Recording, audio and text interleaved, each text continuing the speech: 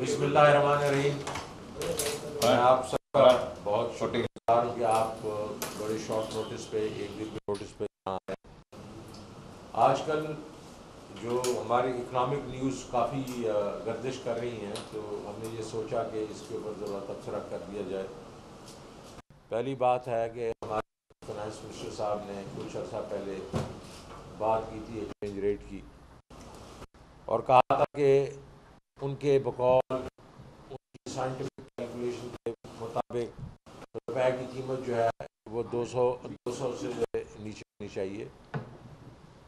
अब चंद दिन पहले स्टेट बैंक ने एक रिपोर्ट निकाली और कहा कि रियल इफेक्टिव एक्सचेंज रेट के मुताबिक जो अब रेट है वो 100.4 पे है। मतलब ये है कि 222-223 का जो है वो रियल इफेक्टिव एक्सचेंज रेट है।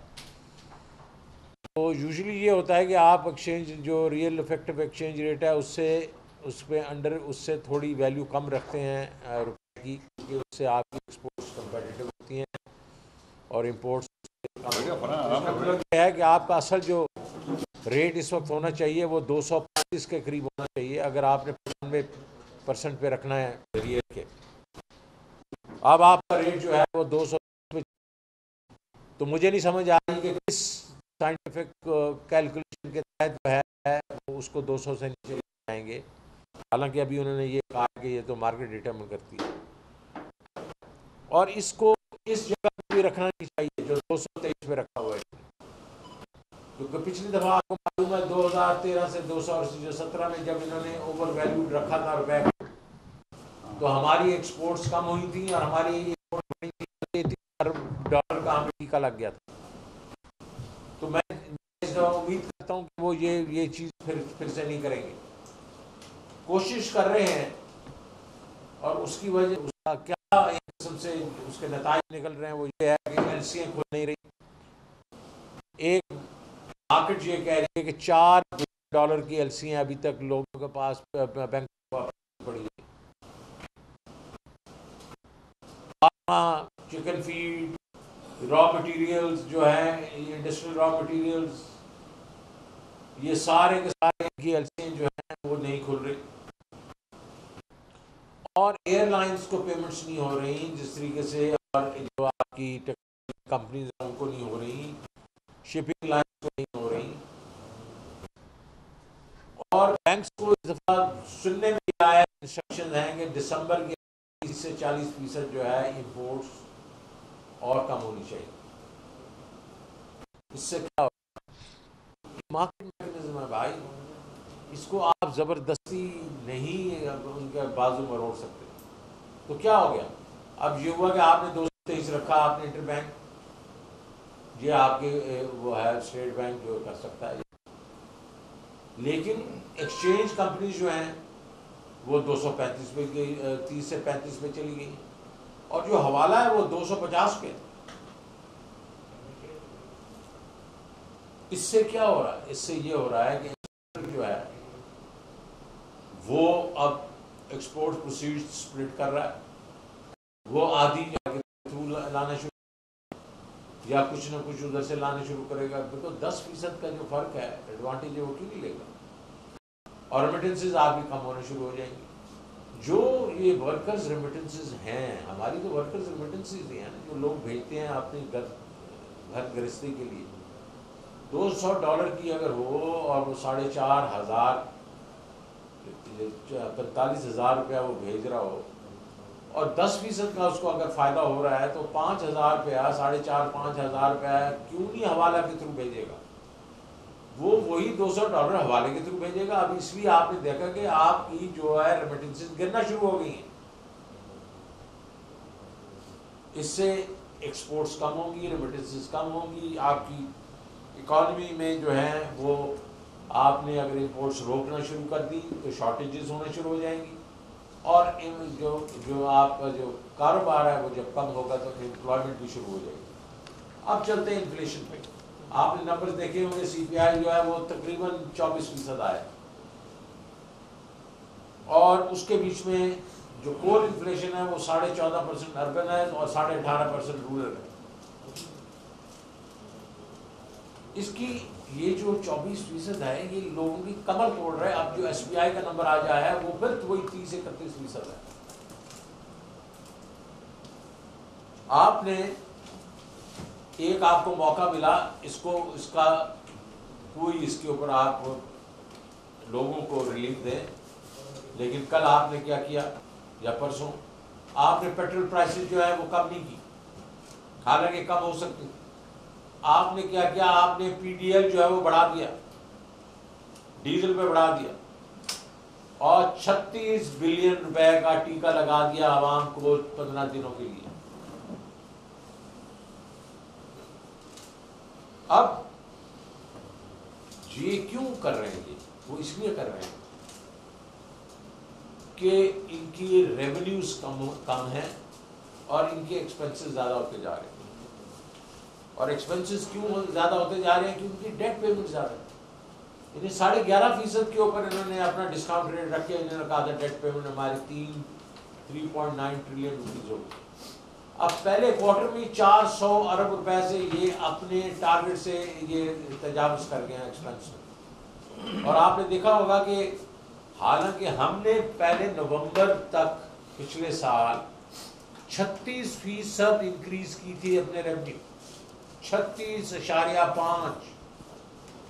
इन्होंने वो उसको कम करके अब वो तकरीबन 15% पे है। हमारे वक्त में उस वक्त इन्फ्लेशन 8.4% थी, अब इन्फ्लेशन जो है वो 25% है। इसका मतलब हमने अगर 36 में से मैं 8 निकाल दूं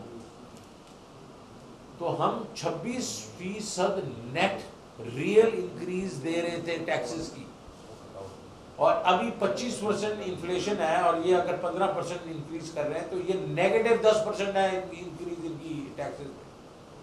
मेजर मतलब फर्क है, कहाँ 25% प्लस और कहाँ आप 10%। तो ये 36% का टर्न अराउंड है। और उसकी वजह से अब हो ये रहा है कि IMF ने इनको कहना शुरू कर दिया कि आप 800 अरब रुपए के और टैक्स लगाए। मैं ये चाहूँगा कि ये कम से कम लोगों को रिलीफ दें। जो कामयाब पाकिस्तान प्रोग्राम, कामयाब जवान प्रोग्राम, सेहत कार्ड और एहसास राशन स्कीम जो हम शुरू करके गए थे, जो लोगों को कम से कम कोई उम्मीद तो देते थे कि भाई वो इज्जत से रह सकते हैं, वो तो फिर से शुरू करें। हमारे इनके आते हुए इन्होंने पहले कहा, इस्माइल साहब ने, ये बहुत अच्छे प्रोग्राम है, और साथ ही रोक दिए। तो मैं चाहूँगा कि हुकूमत से मैं रिक्वेस्ट करूँगा कि गरीब आदमी का ख्याल रखें। एक तरफ तो उनके ऊपर महंगाई आप थोपते जा रहे हैं, तो कम से कम उनको ये जो रिलीफ के पैकेजेस दें, और टारगेटेड सब्सिडीज जो हैं, टारगेट तो देना यार लोगों को। गरीब लोगों को तो आप तेल पे, फर्टिलाइजर के ऊपर, उसके बाद बिजली और गैस पे तो आप सब्सिडी दें। अब ट्रेड के ऊपर आ जाते हैं। ट्रेड में इस वक्त हुआ यह है कि जो मैं आपको पहले बता चुका हूं, जो वजूहात हैं, 18% एक्सपोर्ट्स जो हैं नवंबर में गिर गई हैं, 18% पिछले साल से। और ये जो डिक्लाइन है ये ज्यादा होगा, बिकॉज अगर आपका ऑफिशियल रेट और अनऑफिशियल रेट में 10% का फर्क है। मैंने पहले भी कहा, तो कोई लोग जो हैं, आप ये नहीं कि सब लोग ये करेंगे, कुछ लोग वो एक्सपोर्ट्स को हवाले के थ्रू भी लाने की कोशिश करेंगे। आपकी एक्सपोर्टर्स की जो रॉ मटेरियल की एलसीज हैं, इंटरमीडिएट जो गुड्स की एलसीज हैं, वो नहीं खुल रही, तो एक्सपोर्ट्स सफर करेंगे। ट्रेड डेफिसिट नीचे है क्योंकि इंपोर्ट्स को कंप्रेस किया गया है। इंपोर्ट को किस तरह कंप्रेस किया गया है? क्योंकि एक तो आपने तेल की कीमतें बढ़ा दी, तो उसकी वजह से डिमांड जो है वो कम हुई है। दूसरी ये है कि LNG जो है वो आप ला ही नहीं रहे। आप ला नहीं रहे क्योंकि आपने कहा ठीक है यार, लोगों को की फिक्र हमें नहीं है, हम लोड शेडिंग बढ़ा देंगे। बिजली की लोड शेडिंग ज्यादा हुई है, और अब सुना यह है कि गैस की बहुत शदीद लोड शेडिंग होगी। लेकिन नवंबर में एक और चीज भी हुई, जहां के एक्सपोर्ट्स गिरी, इंपोर्ट्स पिछले महीने से ज्यादा हुई। 5.7 बिलियन डॉलर हुई और हमारा हमें खतरा ये है कि ये ज़्यादा होंगी। तो ये जो 4-5 बिलियन डॉलर की जो इंपोर्ट एलसीज पड़ी हुई हैं जो खुली नहीं है, जब वो खुलेंगी तो इंपोर्ट ज़्यादा होंगी।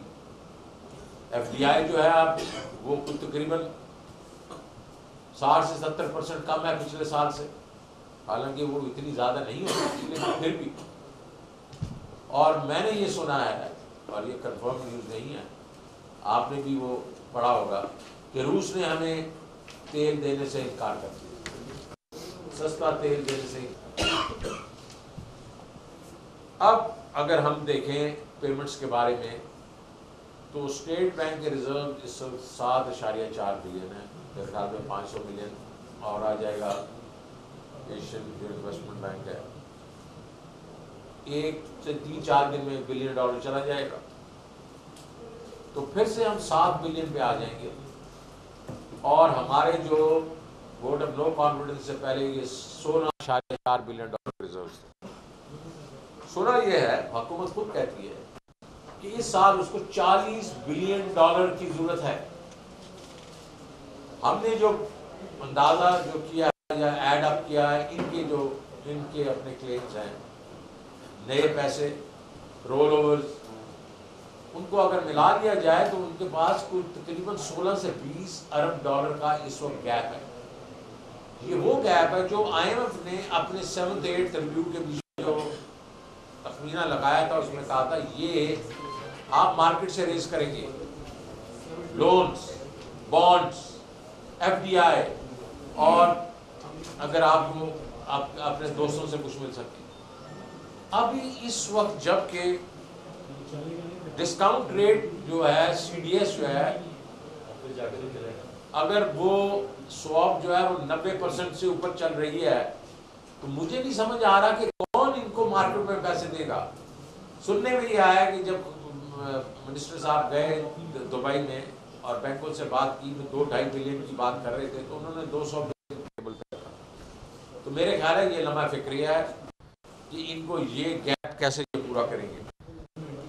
अब एक जो बड़ी अजीब बात है कि हमें तो कभी IMF ने ये नहीं कहा था कि भाई हम आपको पैसे उस वक्त देंगे जब आपके दोस्त आपको ये कंफर्म ना करेंगे वो पैसे देंगे।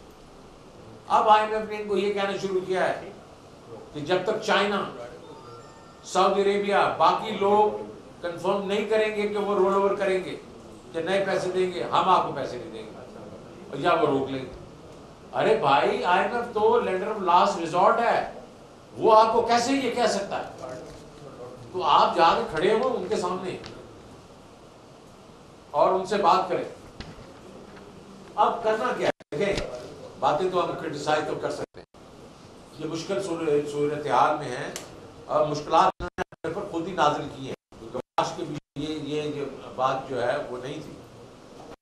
इनको चाहिए कि इस वक्त ये किसी इंटरनेशनल फाइनेंशियल इंस्टीट्यूशन को कहेंगे हमारे लिए ये डेट रिस्ट्रक्चर करें, पूरे का पूरा जो 99 बिलियन डॉलर का डेट है उसको रिस्ट्रक्चर करें, वो जो भी है सबको इक्वली ट्रीट करें, बायलैटरल, मल्टीलैटरल, जो कमर्शियल है, ये सारा का सारा डेट लेके उसको पेरिस क्लब सबको रिस्ट्रक्चर करें।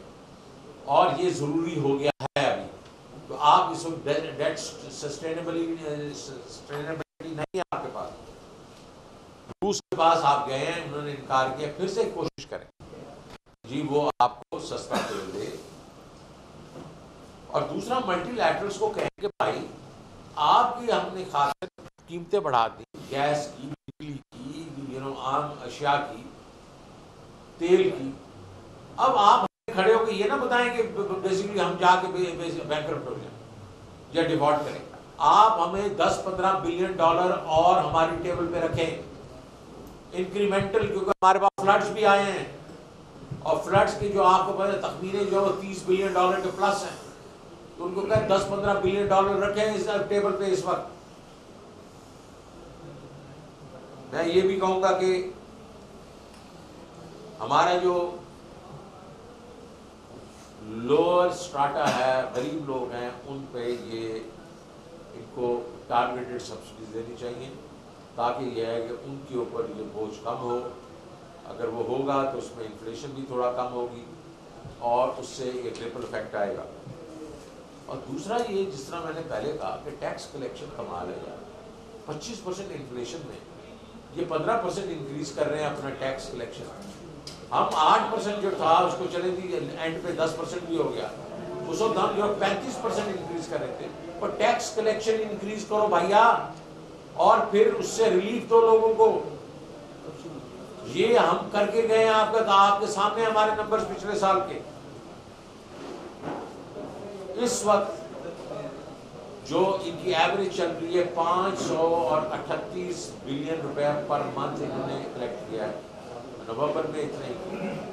और अब जो इनको चाहिए होगा वो 687 अरब रुपया और चाहिए होगा, अगर इन्होंने अपना टारगेट मीट करना है 7.4 ट्रिलियन का। मेरे ख्याल में ये बहुत एक किस्म से जो इनकी अभी कारकर्दगी है उसके से काफ़ी बड़ा ये टास्क है, और इनको जो है तवज्जो देनी चाहिए। मैं मुजम्मिल साहब से रिक्वेस्ट करूँगा कि एक दो अल्फाज वो भी कहना चाहते हैं। जी बिस्मिल्लाहिर्रहमानिर्रहीम। शौकत साहब ने सारी चीज़ों की तो बात कर दी, मैं स्पेसिफिक जो है तेल की कीमतों की बात, माइक अपने पास थोड़ा कर लें, पेट्रोल की कीमतों की बात करूँगा। और ये बहुत ही अहम बात है और ये सबसे जुड़ी हुई और मुल्क की मईशत से भी जुड़ी हुई।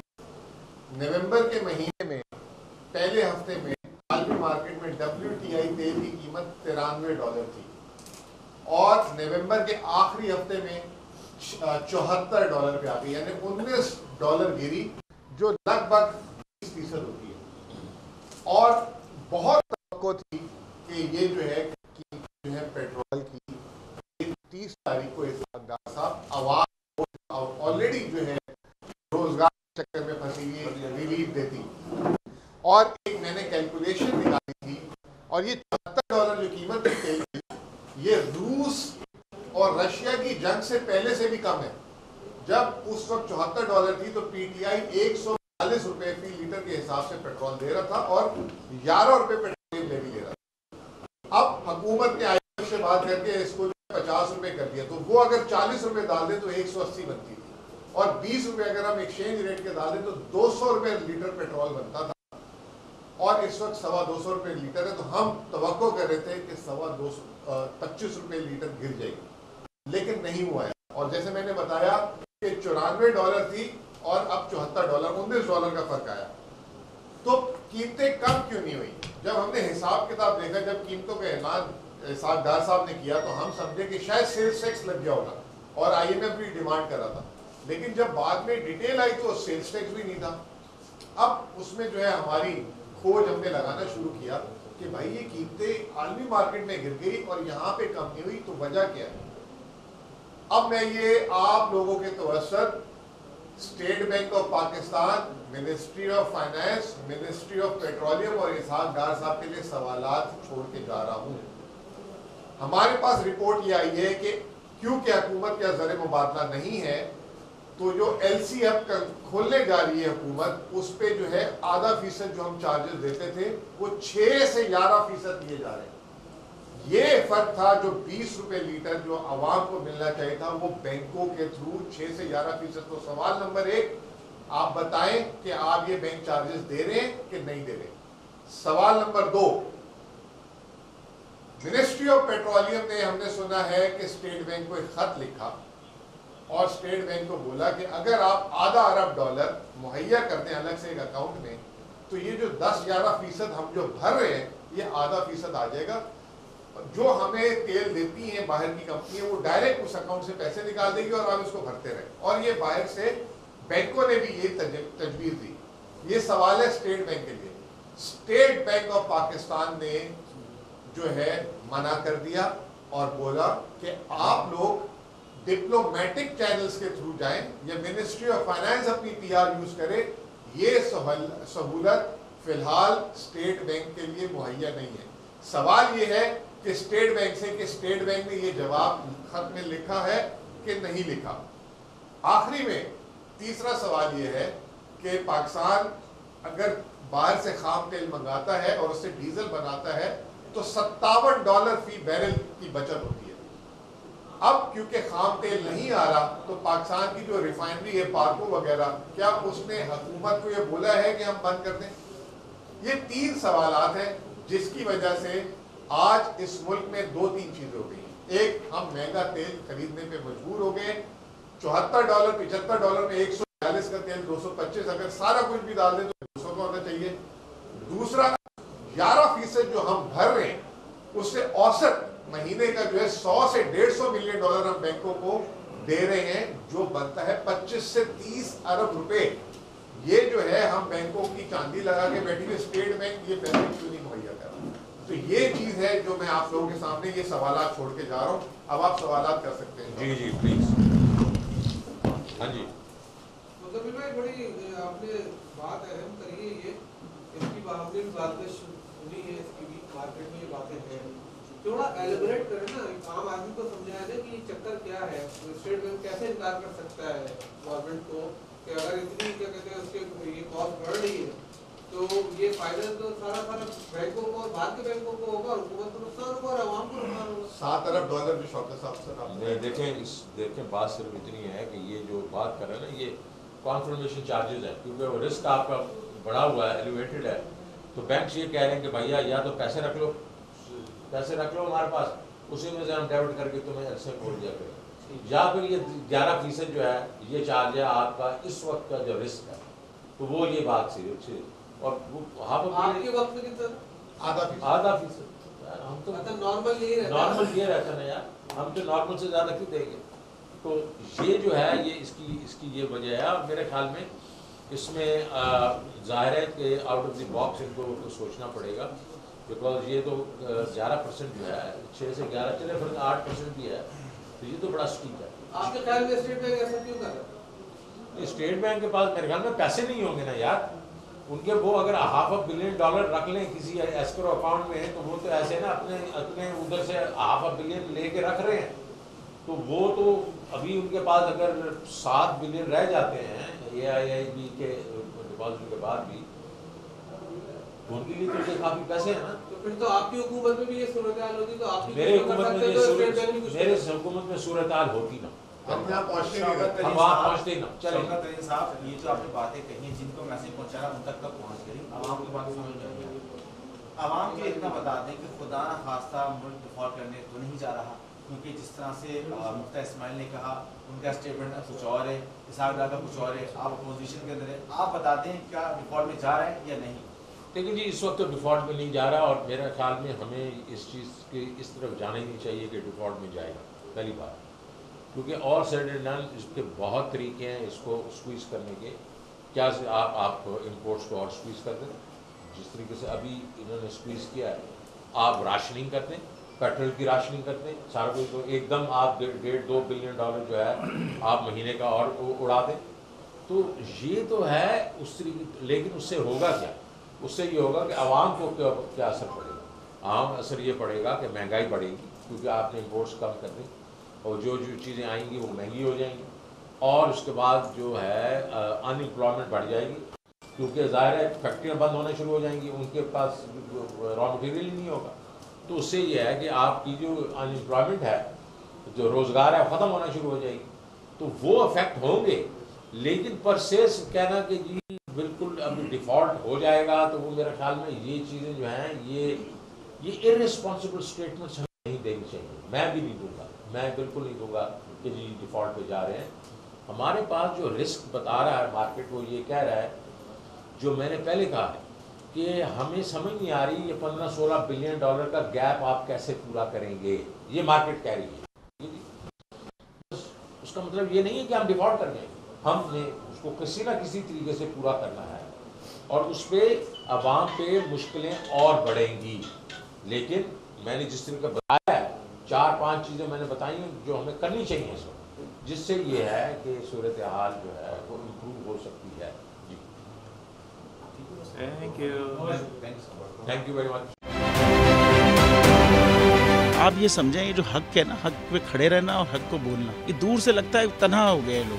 आप खान साहब को देखें, तन्हा दिखाई देने, सारी जमातें मिलकर उनके खिलाफ हैं, लेकिन आज भी पाकिस्तान की आवाम उस हक की आवाज़ के पीछे जो है 80% से ज़्यादा आवाम उनके साथ है। सेम एग्जैक्टली इसी तरीके से बोल की कहानी है भाई, बिल्कुल अलग आपको तन्हा दिखाई देगा, हर जगह आपको खड़ा हुआ नजर आएगा, हटेगा नहीं किसी चीज़ से, और उसके साथ भी 80% आवाम अगर आज आप देखें तो उसे बोल दिख रही है। जाली केस है ना, ये हम पे उस वक्त बनाए गए थे जब हुकूमत यही थी, इन्हीं लोगों की हुकूमत थी ना। और ये जाली केस, इनको मैं नहीं कह रहा इस केस को जाली केस, इनको पाकिस्तान में क्या पूरी दुनिया में एक ऐसा शिकायत कुंदा नहीं मिला, एक ऐसा कंप्लेनेंट नहीं मिला जिसने ये कहा हो कि हमारे साथ फ्रॉड हुआ है। तो ये खुद ही बन गए कंप्लेनेंट, और ये खुद ही इन्होंने खुद ही इन्वेस्टिगेशन की, उसकी खुद ही तफ्तीश भी की, यानी कि कंप्लेनेंट भी है, इन्वेस्टिगेशन ऑफिसर भी है, और इन द एंड इन्होंने फिर उसके बावजूद ये कोर्ट में जमा कराया कि जी ये केस जाली केस था और इसमें किसी किस्म जो कुछ एग्जैक्ट कर रहा था सब लीगल। ये मेरी बात नहीं है, ये इनके इन्वेस्टिगेशन ऑफिसर की बात। सबसे ज्यादा व्यूज और सबसे ज्यादा रेटिंग के साथ बोल आज भी रहा नंबर 1 पर। सब्सक्राइब करें और बेल दबाएं ताकि कोई खबर रह न जाए।